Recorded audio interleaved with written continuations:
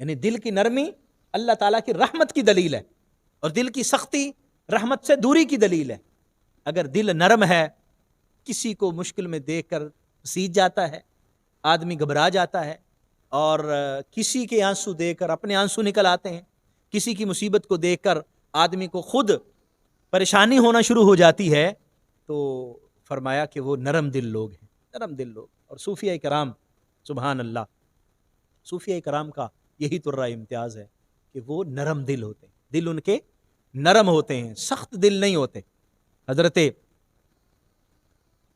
بابا فرید گنج شکر رحمۃ اللہ علیہ کے حوالے سے منقول ہے کہ آپ ایک جگہ واز فرما رہے تھے، واز فرماتے ہوئے آپ نے دیکھا کہ لوگ بڑھ گئے ہیں، اور جہاں پر سایہ کیا ہوا تھا وہاں سے بھی لوگ زیادہ ہو گئے، اور پیچھے دھوپ میں کھڑے ہوئے۔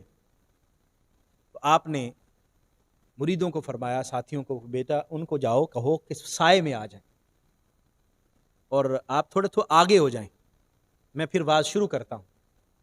تو انہوں نے کہا حضور آپ واز فرمائیں، وہ آ جاتے ہیں سائے میں۔ ان کو کہا کہ آپ سائے میں آ جائیں، وہ تھوڑا سا ٹائم لگ گیا۔ لوگوں نے کہا حضور آپ بیان شروع کریں، آپ فرماتے جائیں، یہ لوگ آ جاتے ہیں سائے میں۔ آپ نے فرمایا کیسے میں بیان شروع کروں؟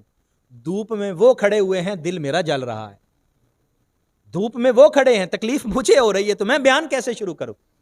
یعنی دل کی نرمی اہل اللہ کا وصف ہے، اور صوفیہ کرام کی دل کی کیفیت یہ ہوتی ہے کہ ان کے دل نرم ہوتے۔ تو آپ نے ایک اور روایت فرمائی، حضرت انس بن مالک رضی اللہ تعالی عنہ، قال رسول اللہ صلی اللہ علیہ وسلم صناع المعروف تقی مسار السوء، یہ جو ہم نیکی کا حکم دینے اور برائی سے روکنے کے متعلق اور نیک اعمال کرنے کے متعلق اور دیگر جو نیکیاں ہیں اس کے حوالے سے اس حدیث کو لے کے آئے ہیں۔ حضرت انس کی مروی یہ روایت، حضرت انس بن مالک فرماتے ہیں کہ رسول اللہ صلی اللہ علیہ وسلم نے فرمایا کہ جو نیکیاں ہوتی ہیں نا، نیکیوں کے کام، یہ انسان کو برے انجام سے بچا لیتے ہیں۔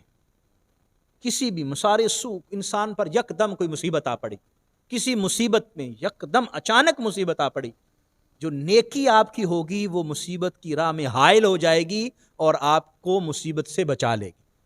اب فرمایا والآفات والحقات، آفات و بلیات، ہلاکتیں یہ جو ہوتی ہیں ان سے یہ نیکیاں بچا لیتی ہیں۔ وَأَهْلُ الْمَعْرُوفِ فِي الدُّنْيَا هُمْ أَهْلُ الْمَعْرُوفِ فِي الْآخِرَةِ، جو لوگ یہاں پر نیکی کرنے والے ہیں آخرت میں بھی وہی معروف ہوں گے، وہی نیکی کرنے والے شمار کیے جائیں۔ تو دنیا ہمارے لیے نیکی کا گھر ہے، نیکی کرنے کی جگہ ہے، اس لیے ہمیں اس میں اپنی کوششیں کرتے رہنا چاہیے۔